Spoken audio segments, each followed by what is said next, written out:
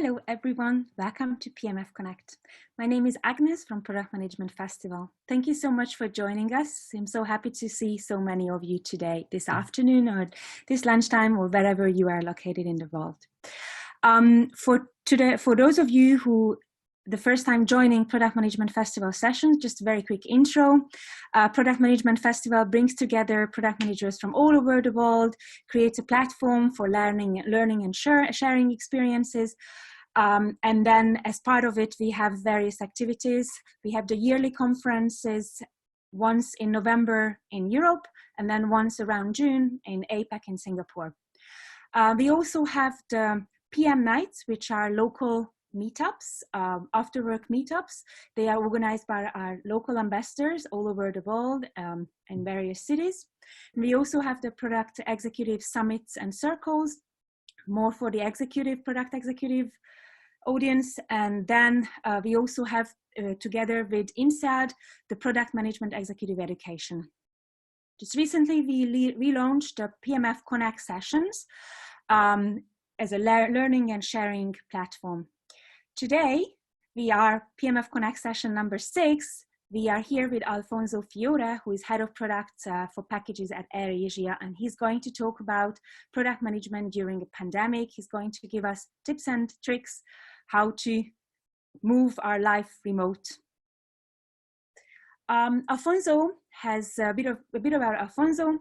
He has a very interesting journey into product. He has graduated with a master in computer science from University of Milan. And then he moved on and did an MBA at London Business School. He has over 10 years of experience in telecommunication all over Europe. And then he has moved to Southeast Asia, having held product experience roles at top product companies like Agoda, Grab, and recently at AirAsia, which is the largest Asian airline outside of China. Alfonso, thank you very much for joining us today and sharing your experience and learning. We're looking forward to it. Please write your questions in the chat. We're going to hand them over to Alfonso to be answered after his talk. Alfonso, the floor is yours. Thank you. As Agnes was saying, I have a little bit of an experience across Europe and now in Asia. But let's go to our topic, right? So we're going to talk about how the world has changed, how the change has impacted the travel industry, and what has been our reaction first towards the rest of the world, and then internally within AirAsia, right? So I like quotes a lot, and so you'll see a few quotes across this presentation. So the world has changed, and one of my favorite quotes is that life is what happens to you while you're busy making other plans. This is in a song from the Beatles, but then when I try to find out who is actually the first person who said it, I couldn't find really a clear way, but this has been said for long, and this is something that I truly believe. And as we all know, right, life for all of us has changed depending on where you're connecting from. It could be January, it could be February, it could be March, but our life has really changed, right? And this is really the result that we see all over the world, in all cities around the world. And, you know, I'm actually currently in Singapore. This is where I'm based. And when I look out of my window every day, literally there isn't a single car. I could show you I'm actually raising my head, looking out of my window, and there is not a single car on the street, right? So what does that mean? What is the impact on the travel industry?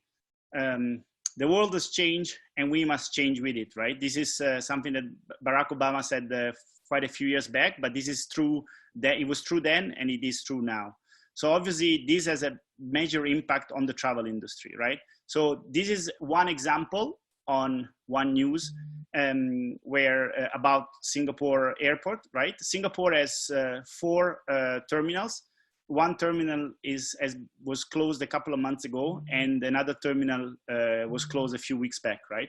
And there has been more than 70% fall in passenger in the month of March due to the virus. So obviously, when you think about AirAsia, right, this has a very big impact on ourselves. So this is what AirAsia is. In case you guys are from a different part of the world or you're not familiar, you've been living under a rock for a few years, for 18 years exactly. AirAsia is the biggest airline in Asia outside of China. And we fly to over 150 destinations in 25 countries. Here you can see that we fly, of course, mainly in Southeast Asia, where we're based, mainly in China, India, Malaysia, Indonesia, etc. But we fly all the way to the Hawaii in the United States. So, of course, the impact of the virus has been massive, right? We have over 96% of the fleet is grounded, and obviously that means no revenues for us. So you can imagine that this is a very, very impactful thing for our operations. So how do we react, right? So the quote here is, it's not what happens to you, but how you react to it that matters. And this is from a Greek philosopher, right? So this is thousands of years old knowledge, right? And this is how we reacted. So first and foremost, we kept all our staff on with significant pay cuts relative to seniority, or people could also choose to have unpaid leave in lieu of salary cuts. But basically what we decided is, Tony Fernandez, who's our CEO, always said to us that, we are in this together. And so we prefer to have like strong pay cut in order to keep all of us on the books, rather than cutting the number of people that are working with us and making that kind of sacrifice, right? Of course, it's really very difficult. It's difficult every day, but this is what we're doing for as much as we can. The other thing is, what about product, right? We are here, I imagine many of us, if not all of us, are product managers, right? So what does that mean? So we did our best really to reinforce our financial position. And we launched in several countries this AirAsia Unlimited Pass, where depending on the country, depending on the situation, customers could buy either domestic or international flights for over a year for a fixed amount of time. And for us, of course, this was a fantastic way, first of all, to promote ourselves during this difficult moment. And to be clear, this was done outside of my team. I take care of just of packages. There is a lot of other talented product managers inside AirAsia. And this was incredible, right? This was done a race against the clock, done very, very quickly, and it was incredibly successful. So this is kind of a testament of the way we work as a product team. We really react to the challenge, and we really race to the challenge. But now it comes what I hope it's the most interesting part, right? AirAsia really does not offer only flights, right? This is basically what you see if you think only about flights. But if you think about the journey of AirAsia, of course, many years back, AirAsia was really focusing on flights, and you can see the evolution of our mobile app all the way to the left, really focusing on flights. And as you see various iterations of our app over the years, you see that now it's more and more clear that we really claim to be the travel super app of Southeast Asia. So here you can see on the right is one of our latest incarnation. You can see that we offer not only AirAsia flights, but also flights from other airline, hotel, packages, activities. So we really actually this really allows us to kind of think about the challenges of the pandemic in a little bit wider term. So here, for example, you can see how the prominent place into our website, which is like the first element from the left, has changed, and now it became our shop, which is our e-commerce website. And this is one of the things that one of the hallmark of our reaction, right? If we were only an airline, of course, that would have not been much that we could have done, because of course, as we saw earlier, there was 96% of our fleet was grounded. But luckily, thanks to the revolution that started in AirAsia a few years back, what we call AirAsia 3.0, we actually managed to really try to focus our consumers towards different verticals that actually are still going strong during the pandemic. And this brings us to another initiative that we did both from product, but also from our business and operation standpoint, which we called SOS, which is Save Our Shops, which is a campaign that AirAsia launched in Malaysia in the heights of the pandemic, where basically we allowed, we used our transportation infrastructure and our delivery infrastructure to really help the small and medium businesses of Malaysia during the pandemic. So this is another thing that we did to really raise to the challenge and differentiate ourselves in our business from just exclusively flights. So, and lastly, we'll talk about what probably is going to be more interesting for you, which is our reaction within AirAsia. And here the quote is from Tony Fernandez, who's the group CEO and co-founder of AirAsia from 18 years ago, which is employees come number one and customer comes number two. So here you see the full quote. Employees come number one, customers come number two. If you have a happy workforce, they will look after your customers anyway. And this is what really resonates with the idea of keeping the workforce on the books as much as we possibly can. And so let's look at the good, the bad, and the ugly. So in my experience and in my opinion, one of the things that really was great, if we can call it that, even despite the situation and the pandemic, is really that we got the opportunity to get our hands dirty, redraw the map, and really create solution like Save Our Shops or the AirAsia Unlimited. And it's fantastic to see such a complex organization coming together in just a few weeks and launch something new in a very, very agile fashion, right? Of course, we have quarterly plans and we think about the future a lot, but we managed to really raise to the challenge and build something new in a very scrappy way, in a very, you could say, hungry way, really close to the roots of AirAsia. And then the other thing that really we focused on as a product organization is really help our team bond. So before the pandemic, we used to have a weekly meeting which was kind of a stand-up among product managers. Everyone was actually sharing the news of their last sprint, what was going on, what were the updates. But it turned a little bit almost like, your primary or secondary school calling of the professor, right? Everybody was a kind of not very interested unless they heard their name being called. And then they would say like, oh, this week I'm working on this topic or this topic. But in reality, what we did is actually change the structure of that meeting entirely. And basically, we started using that 1.5 hours that we have every week to run a presentation. 90% of them are from one product manager or from one designer to the rest of the team, and the rest are actually people coming from outside the product organization. So we had, for example, the presentation from the head of marketing that really tried to explain how marketing works, what are their challenges. And it's been fantastic because obviously the people are so much more interested. Everyone is active. There is a lot of question asked. And I really think it helps really people to understand each other better, put a little bit of dimension, because we have a very large product organization. And if you come from a similar situation, you're probably aware that you don't really quite know what even our colleagues are doing, right?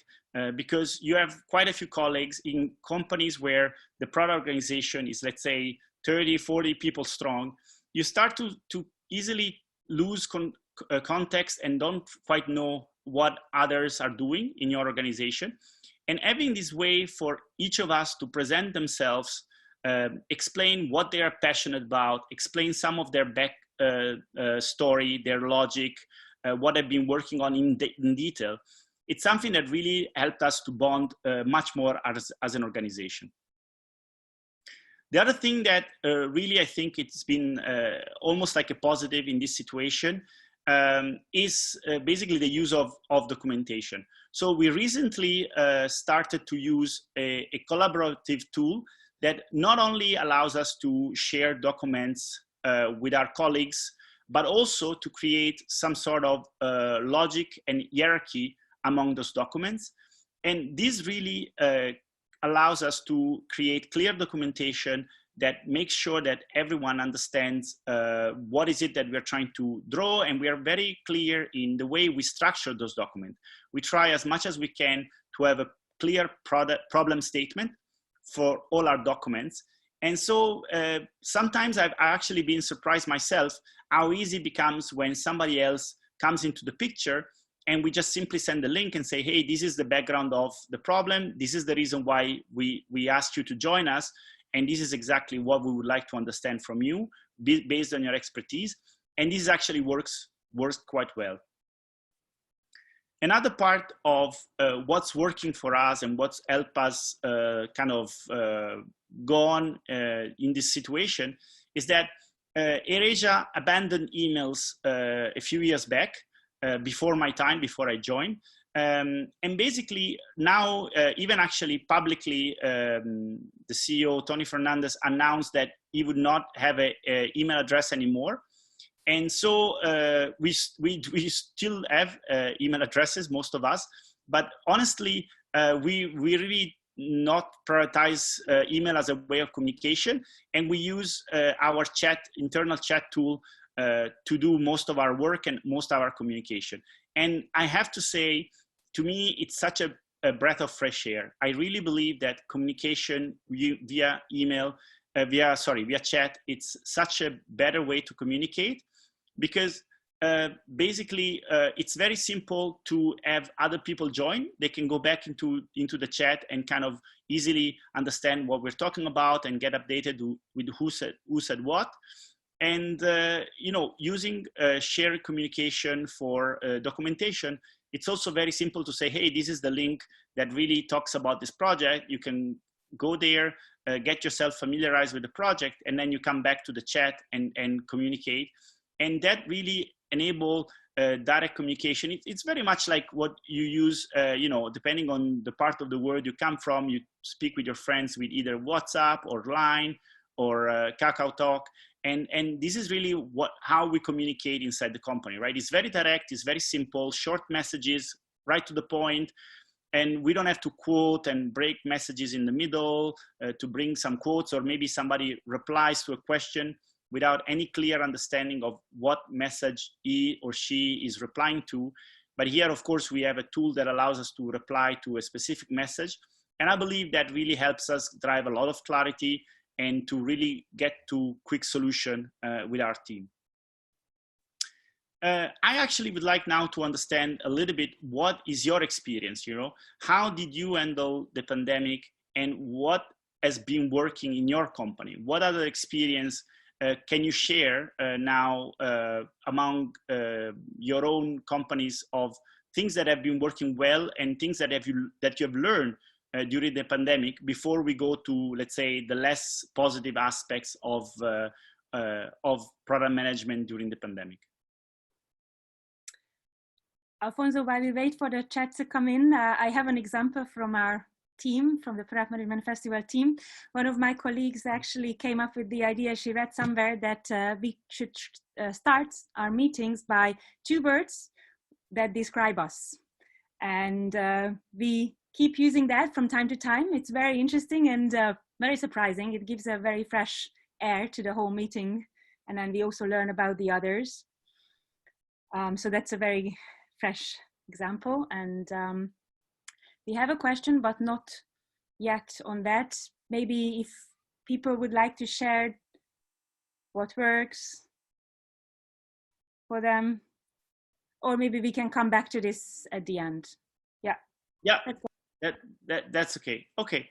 So going forward, so this is a little bit, so now we're going to maybe less positive aspect, right? So we call ourselves, AirAsia employees call themselves All-Stars. And so AirAsia All-Stars are really used to work across time zone, right? So my team, for example, right now, I'm sitting in Singapore.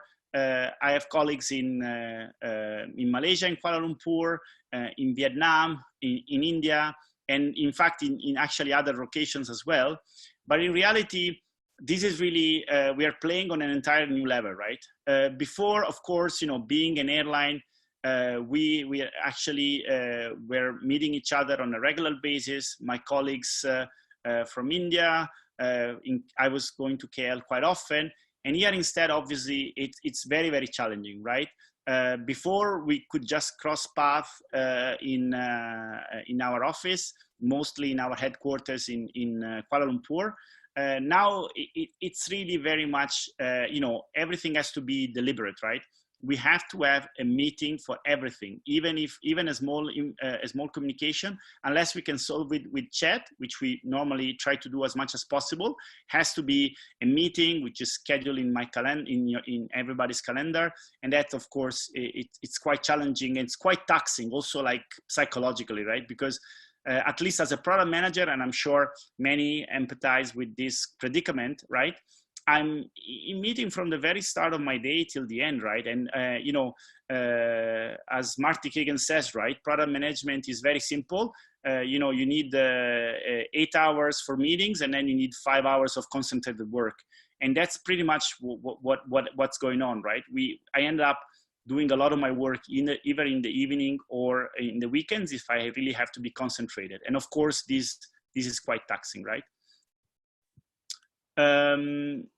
So one of the tips and one of the suggestions that I have for this is basically try to find time for one-to-one chats to strengthen basically your personal relationship. Now, this might sound counterintuitive, because I just told you how bad it is to have so many meetings. But in reality, I don't think it is. I don't think it helps, because I think being able to meet one-on-one really makes a big difference. Because what happens in big meeting, when you really have a project and you're really trying to solve a problem, is that you go straight into, you dive deep, you go into the deep end, and you're like, okay, so how can we talk about this? What's the solution for this problem? You're very much, I tend to be, maybe it's only my problem, right? But I tend to be quite transactional and quite down to business, right? Because of course, you know, we are very much busy. Every one of us is quite busy. And so being able to meet on a one-to-one basis and maybe understand, like, taking care of your colleagues, taking care of your friends, and trying to understand exactly what's going on with them, and how is the pandemic treating them, and how do they feel, and also about myself, right? Sharing what I feel, what are my challenges, really allows me to perceive my friends as humans and be perceived as a human, instead of like just a transaction machine that creates user story. And I think that's actually very important for me to really strengthen relationship with my colleagues, and make sure that, you know, even when somebody maybe says something wrong, or maybe I misunderstand and I feel like, you know, it's saying something that could be perceived as a negative, I actually able to always think of them first as colleague and friends. And, you know, I always try to, I always think of them like, oh, you know, they're coming from a good side. Of course, they have something to share. Maybe there is a misunderstanding. And in fact, as product manager, I'm sure you guys know that a lot of our work is actually, you know, clarify things, make sure that there is clarity, try to limit the misunderstandings. So it's important that we see each other as colleagues and as friends, and make sure that we really understand where someone else is coming from, and trying to avoid the tension that can easily build up in a situation where we're locked into our home and really just being in meeting one after the other. The other thing is really one thing that I hope and I think we do very well in AirAsia is really be empathic with colleagues that have certain challenges, right? And of course, I'm sure that many of you that have children know exactly what I'm talking about. And so here I remember in particular one case in which we were having this weekly meeting where we present to each other about the topic that, you know, we want to share.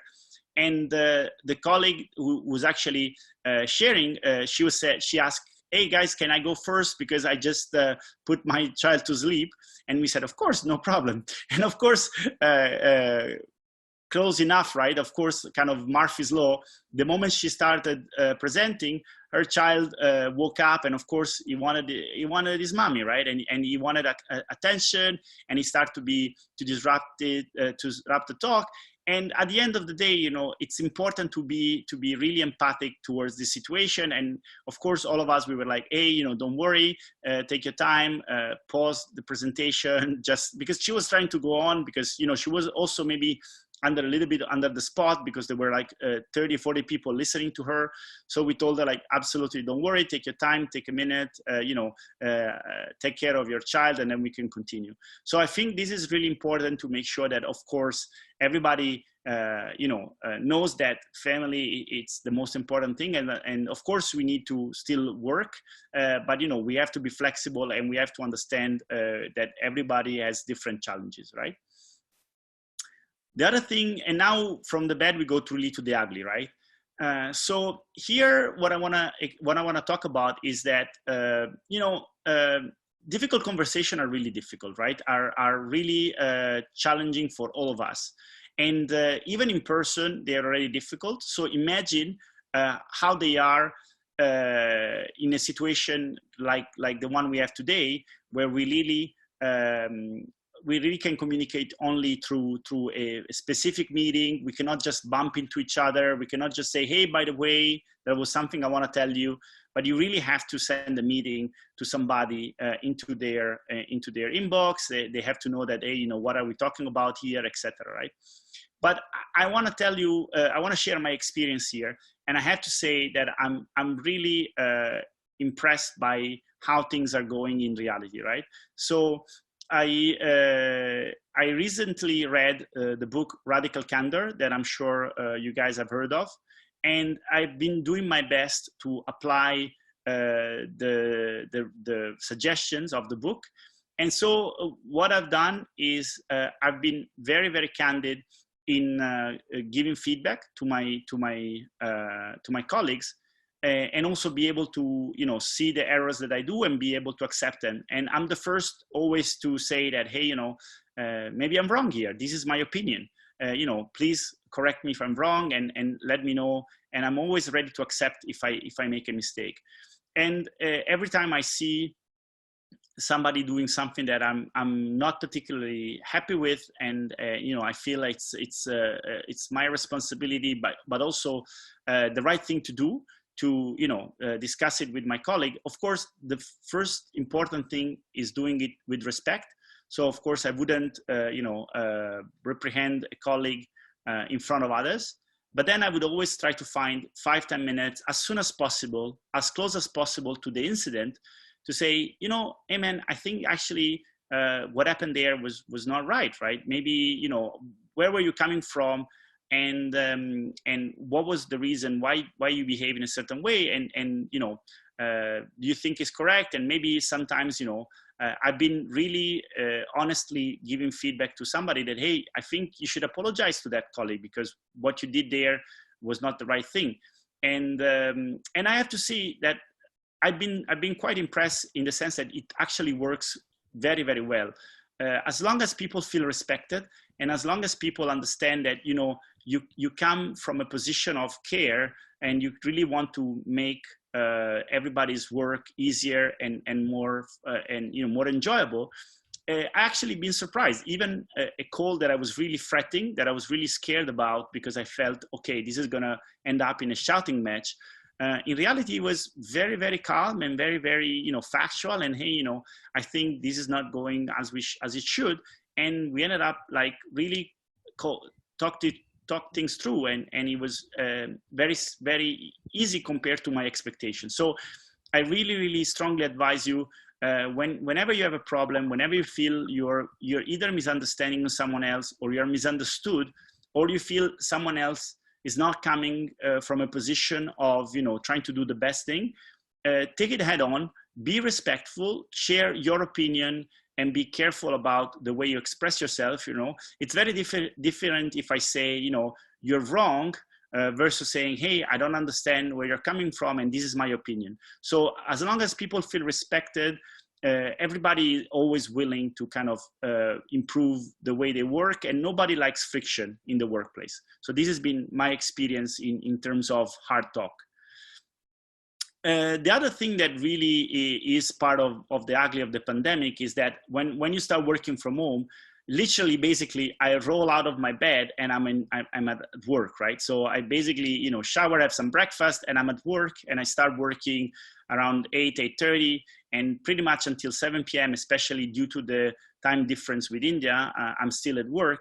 And obviously, this is quite taxing, right? So the idea here is that one possibility, my suggestion for how to handle this is kind of the A's and our metrics of importance versus urgency, right? So I'm sure most, if not all of you, are familiar with it. But basically, it was devised by Eisenhower in the 20th century, and it really allows you to focus on the most important thing, which are both important and urgent, and then schedule things which are not that important, that they're not that urgent, but are still important, and then delegate and eliminate other tasks so that you can really focus on your priorities and avoid burnout. And finally, take care of your mind and body, right? I try to kind of, especially here in Singapore, I don't know, I'm sure people are coming from all places here in the call. In Singapore, we are allowed to leave our house. We are allowed to go running. So I try to do some sports every week. Twice a week, I try to go running to keep my body, you know, active. And also, I of course talk to my family, talk to my friend to you know, take care of my mental health. And also when I talk to my colleague, I'm very open when we are on a one-to-one to talk about my issue, my problem, what is, you know, keeping me busy, because I really believe that this is the only way in which we can keep sanity. One of the things that I've done lately that I'm very happy and very proud of is I was a mentor for an online hackathon that was taking place in UK. And I was very happy because, of course, because my team also won. So even though you know, the hackathon stopped, we're still in touch. We're still understanding how to go forward. Now the guys got accepted into an accelerator. So it's something nice, you know, for a few hours a week. You know, keep your mind busy. Take your mind off of work. Think of something else. So of course, I'm sure that other people don't have that problem because, you know, you have your kids, you have other hobbies, you have other things that keep you busy during the pandemic. But if you don't, my suggestion is try something that can keep you busy and that can, you know, give you some feedback and give you some way to stop thinking about work, because this is the only way you can really keep that sanity. Because, you know, if you roll out of bed and you start working and that's what you do from the beginning of the day till the end, then it's going to be very difficult. And don't be afraid to ask for help, right? I think, you know, your colleagues, your friends, your family, especially I guess if you live alone, those are challenging times. And, you know, don't be afraid to ask for help if you think that you need to, because that's very important. We all have to keep sane in order to, you know, get out strong on the other side. So I think that was a nice slide, exactly. So that's about it. This was the talk. I hope it was interesting and useful. And if nothing else, if it was your half an hour to escape a little bit from your routine, then I'm happy that I did that for you, and I hope it was helpful. You can find me on LinkedIn. You just type my name and AirAsia, and you can easily find me there. And other than that, thank you so much for the attention, and I'll pass it on to Agnes. And if there are any questions, then we can talk about those. Thank you. Thank you very much, Alfonso. It's been very, very insightful. Thank you for sharing your experience, and for all of you to have joined us. And I wish you a great day, everyone.